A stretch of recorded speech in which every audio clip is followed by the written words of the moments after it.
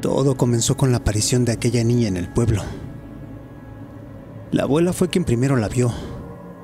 La describía como una muchachita delgada, de entre 5 y 7 años, quien se metía a la cocina y se le quedaba viendo fijamente sin decir nada. Aquello nadie lo tomó en serio. La pobre viejecita ya llevaba años desvariando. Se le olvidaban las cosas. Confundía nombres y personas. Veía a algunos vecinos y decía que eran sus nietos. Llegaba alguien a tocar la puerta y decía que era uno de sus hijos. Sin embargo, con el caso de aquella niña no era así. La pequeña que describía con piel pálida, ojos saltones y pies descalzos, en verdad que se aparecía frente a ella.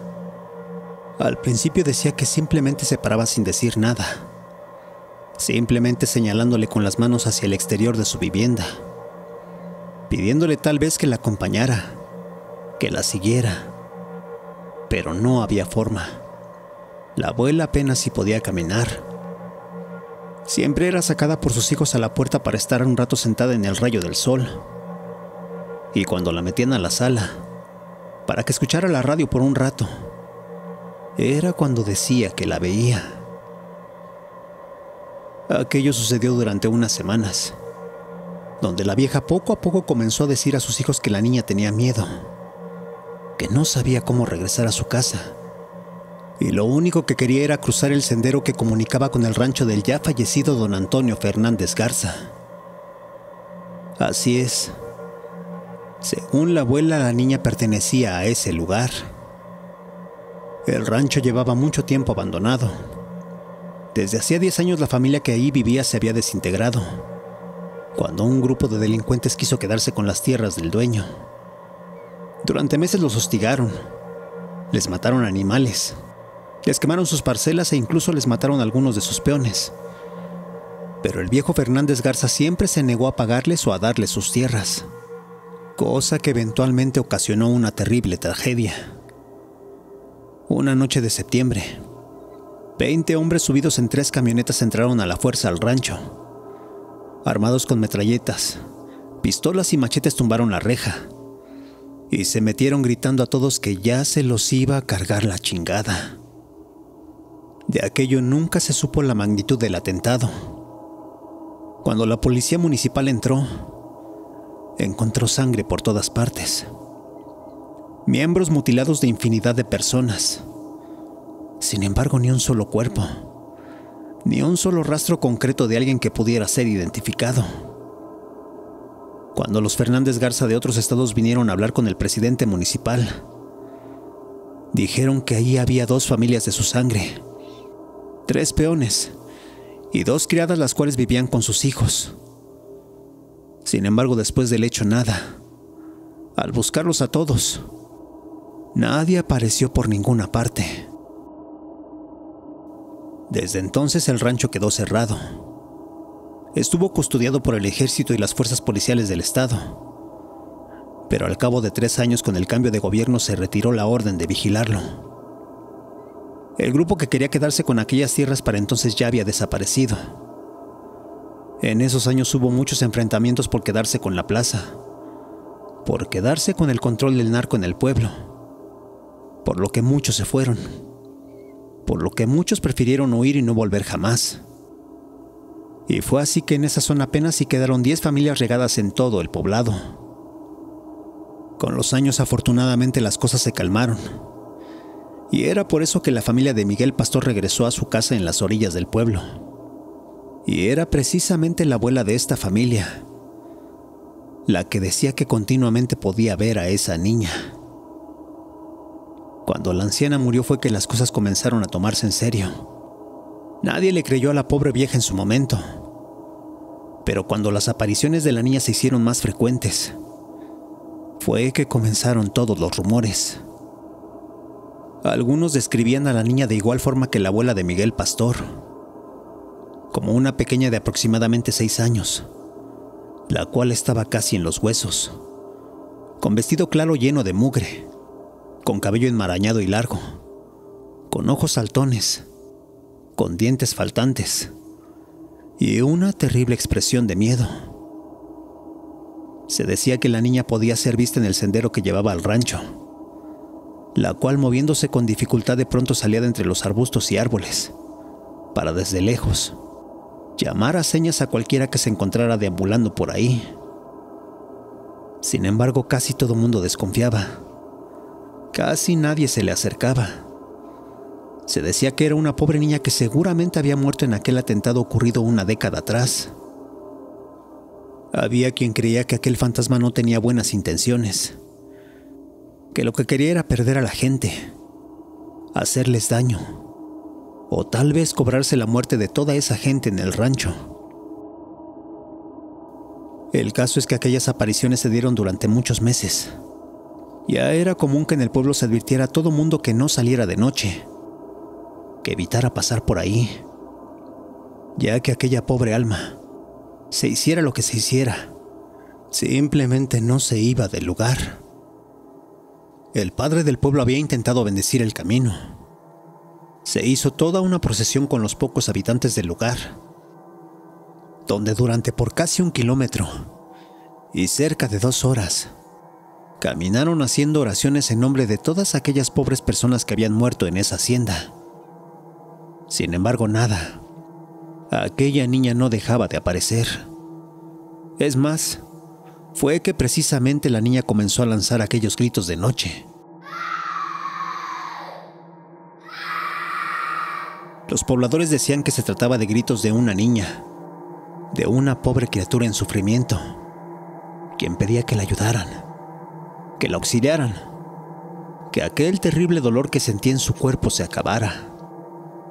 Fue por eso que los pobladores decidieron poner una cerca para bloquear el camino.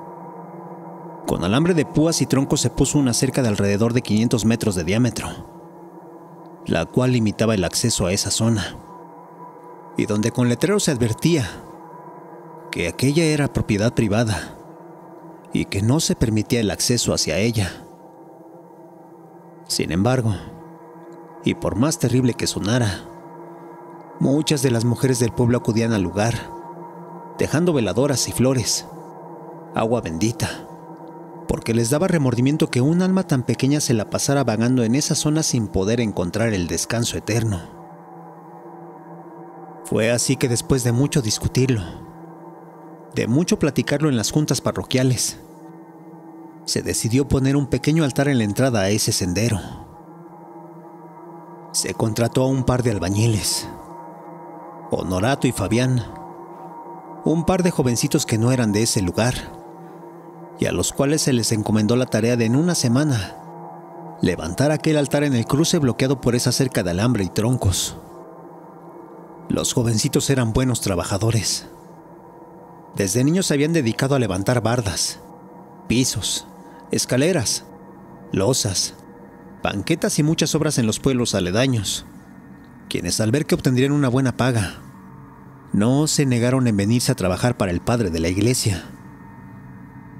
Les darían alimento y alojamiento en la pequeña parroquia, y se les transportaría desde temprano en una camioneta al lugar, para que ahí ellos dos levantaran aquel altar, el cual estaba encargado para alojar a una figura de la Virgen de Guadalupe, figura que donarían desde la capital, justo al acabar esa semana. Los primeros 2 días aquellos jóvenes levantaron los cimientos. Se trataba de una tarea sencilla. Sin embargo, lo más laborioso eran los acabados y detalles. Así es. Ellos mismos harían la cancelería del altar, la pintada y los terminados finos, por lo cual se dividieron las labores. Mientras Fabián pintaba y ajustaba los detalles de cantera, Honorato se encargaría de montar la cancelería y el panel de vidrio, razón por la cual este último tenía que estar visitando al herrero en el pueblo, y con él, coordinando que todo estuviera perfectamente cortado y medido. Era por eso que para el 4.º día Fabián se quedó solo en el lugar desde las 10 de la mañana. Honorato trabajó ese día en el pueblo. Se la pasó horas montando y armando la caja de vidrio, y cuando terminó, pidió que lo llevaran de nuevo al sendero donde ya casi estaba terminado el altar. Regresaron él y el herrero en su camioneta, justo a las 3 de la tarde, y al llegar, fue que se dieron cuenta que no había nadie, que Fabián no estaba en el lugar. Al principio supusieron que el jovencito se había regresado al pueblo para comer, o porque algo le faltaba, por lo que dieron vuelta y se dirigieron a la iglesia. Sin embargo, al preguntar por él, nadie sabía absolutamente nada del muchacho. Preguntaron en el mercado, en la entrada al pueblo, pero de igual forma nada. Nadie lo había visto ese día, situación que rápidamente alarmó a Honorato. Fabián era su primo, y sabía que éste no se ausentaba o se iba sin avisar.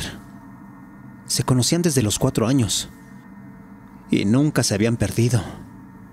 Nunca se habían separado sin decirse nada antes. Fue entonces que el padre, buscando una solución, entró a la oficina de la iglesia y le llamó por teléfono al jefe de la policía local.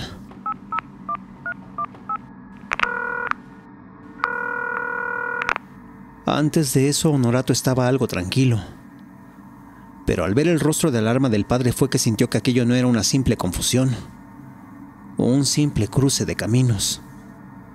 No, aquello, por la pura expresión del padre, parecía ser algo más serio. Fue por eso que, sin esperar nada, Honorato se echó a correr hasta el sendero donde estaba aquel altar.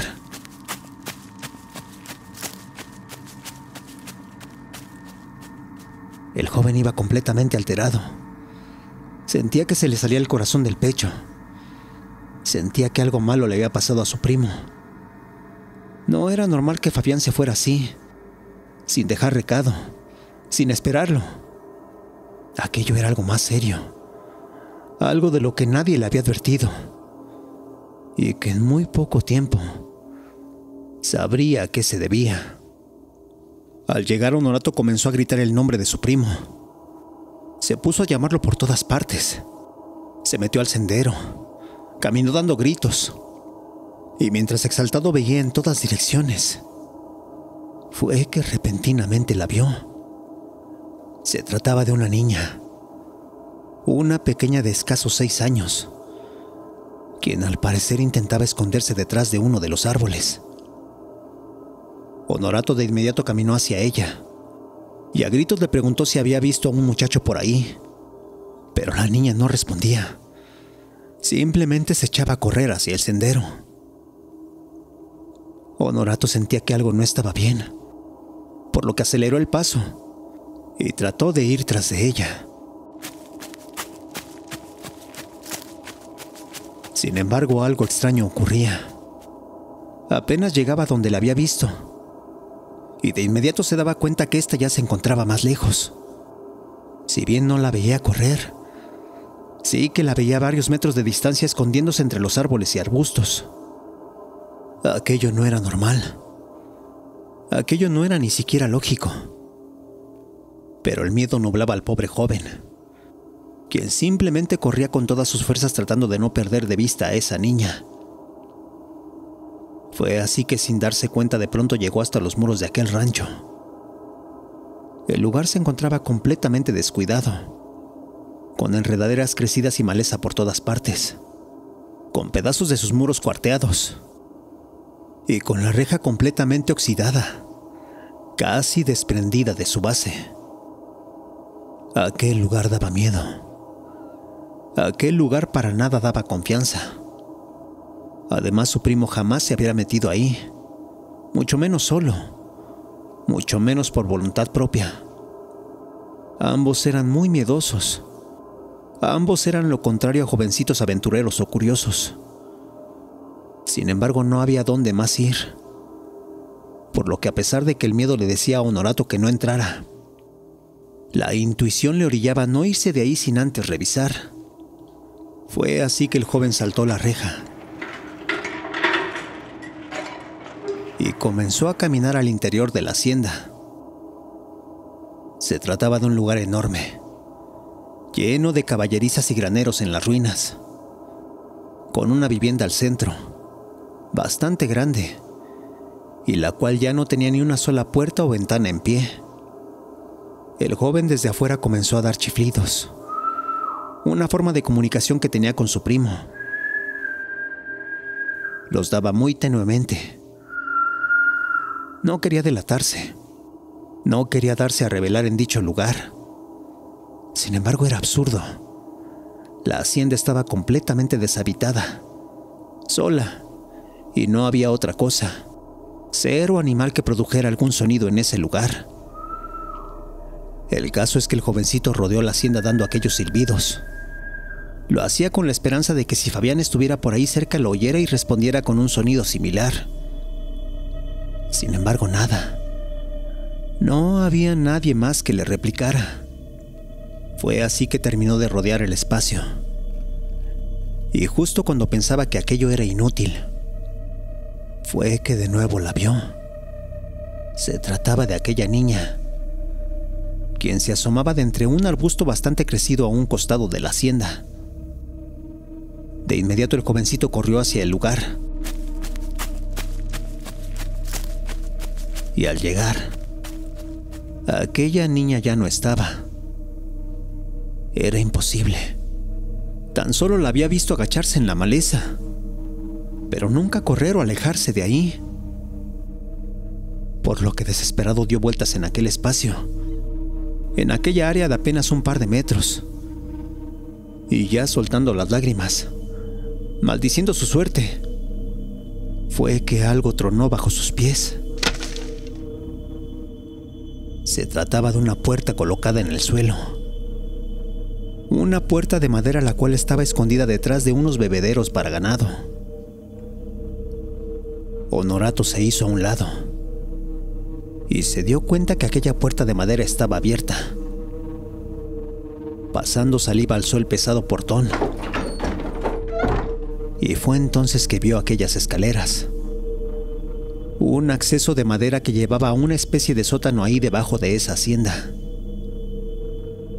El joven se asomó. Y fue ahí que lo escuchó. Se trataba de un silbido. Un silbido muy parecido al que él mismo había estado haciendo alrededor de la hacienda. No había duda. Ahí abajo debía de estar Fabián. Honorato dio el primer paso y comenzó a bajar las escaleras. Mientras se introducía, aquellos silbidos se hacían más fuertes y nítidos. Sin embargo, el eco era enorme. Parecía que el lugar era muy amplio, por lo cual no lograba distinguir exactamente desde dónde provenía.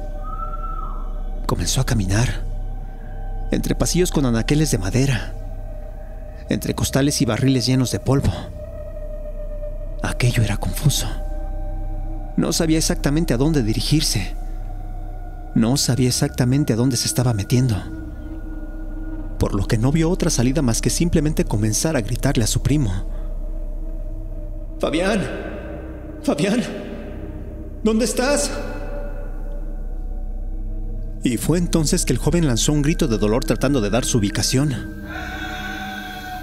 Fue ahí que Honorato la encontró.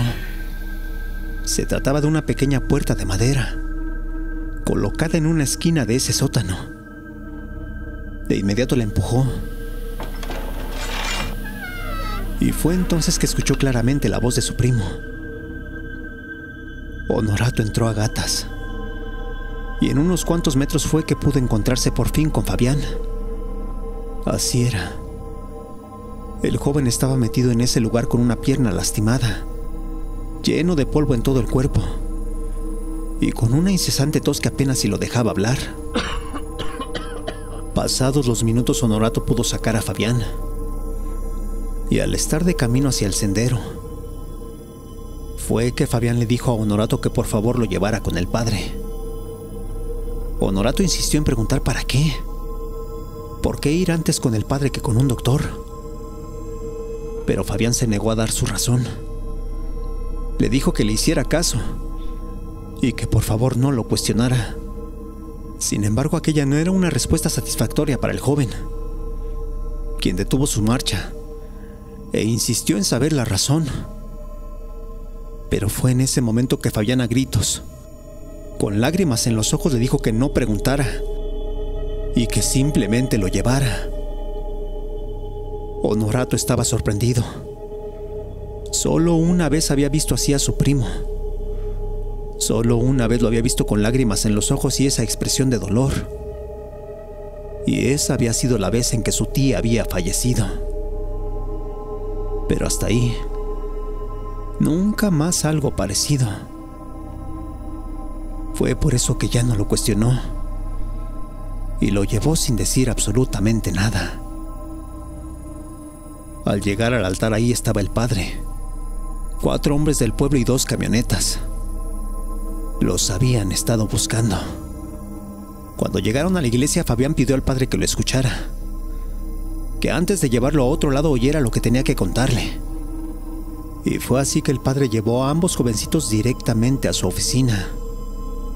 Y ahí Fabián por fin dijo exactamente todo lo que le había sucedido.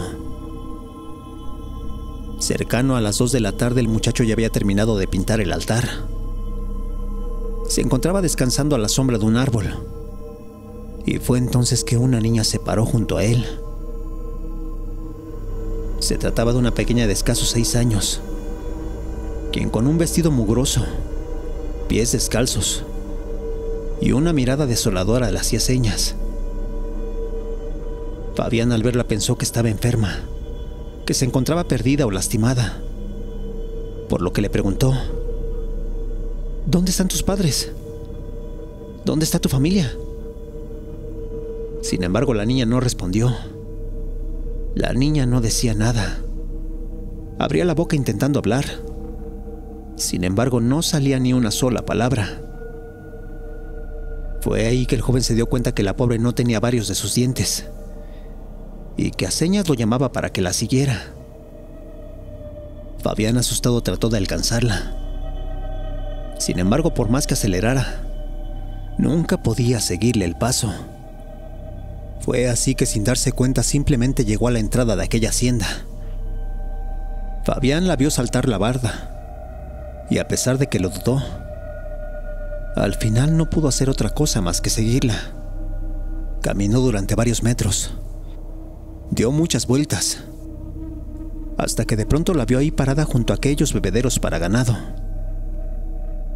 Al estar ahí, la niña simplemente le señaló hacia el suelo, y al ver, fue que Fabián se dio cuenta que lo que estaba señalando era una entrada escondida detrás de la maleza. Fue entonces que el joven entendió a qué se refería. Sabía que la niña quería que ambos se metieran. Fabián pensó que estaba metiéndose en un problema. Sin embargo, al ver el rostro de aquella pequeña, no pudo hacer otra cosa más que intentar ayudarla. Tomó una varilla de metal que estaba tirada en el piso, y con ella haciendo palanca fue que pudo abrir la cerradura. Levantó la puerta, y apenas al ver las escaleras, fue que de inmediato la niña se metió. Fabián quiso detenerla. Fabián quiso frenarla. Pero lo único que ocurrió es que él perdió el equilibrio y cayó al interior de aquel sótano. Estando ahí fue que se lastimó el pie. El joven quería salir. El joven quería irse. Pero aquella niña le suplicaba a señas que la siguiera. No había otra opción. Y no podía negarse. Por lo que simplemente a gatas avanzó detrás de ella. Fue así que llegaron hasta esa pequeña puerta. Vio cómo la niña entró. Y él, aunque con mucho miedo, comenzó a gatear hacia el interior. Avanzó unos metros. Y fue entonces que lo vio. Ahí, metido en ese pequeño lugar, se encontraba un esqueleto. El esqueleto de una niña la cual al parecer había muerto al interior de ese lugar. Fabián, lleno de miedo, quiso irse de ahí. Pero fue entonces que algo lo tomó fuertemente del pie. Y en ese momento comenzó a tener una visión. Se trataba de la misma niña, quien tratando de esconderse se metió a aquel lugar. Tenía el rostro golpeado, el pelo enmarañado y la boca completamente llena de sangre. Esto porque al parecer alguien le había cortado la lengua. La niña había escapado. La niña había huido de alguien que le había estado haciendo daño. Sin embargo, al esconderse en ese lugar ya no pudo salir. El miedo la hizo permanecer ahí, hasta que en algún punto se quedó dormida y simplemente ya no pudo despertar. Al verla ahí tirada sin vida fue que comenzó a desvanecerse la visión. Y fue entonces que Fabián sintió una terrible sensación de abandono, una terrible sensación de miedo y melancolía. El joven no pudo más y simplemente se puso a llorar en ese lugar recóndito de la hacienda. Fabián no supo por cuánto tiempo estuvo lamentándose en ese rincón, pero fue hasta que escuchó los silbidos de su primo que comenzó a gritar para que fueran a auxiliarlo. Aquello había sido completamente vívido. Aquello había sido completamente real. Por lo que al salir lo primero que pidió es que lo escucharan. Porque sin entender cómo, sin saber por qué, Fabián creía que esa niña lo que quería era ser encontrada. Y así era. Después de eso se hizo una diligencia. El padre junto con la policía municipal acudió hasta ese lugar. Y efectivamente, después de revisar fue que encontraron los restos de esa niña. Una pequeñita, que en esa tremenda masacre había sido torturada, abusada, maltratada, la cual pudo escapar, solo para terminar sin vida en el fondo más recóndito de ese lugar. Pasado eso le dieron cristiana sepultura. Pasado eso le hicieron todos los honores religiosos. Y con eso, la niña por fin dejó de aparecer en ese sendero. Si bien la hacienda hasta el momento sigue abandonada, los habitantes del pueblo ya no sienten miedo de aquel lugar. Saben que aquella pobre alma por fin descansa en paz y que lo único que buscaba no era atormentar a nadie, sino dejar de sufrir en aquel lugar donde su alma estuvo por muchos años, tristemente condenada a vagar.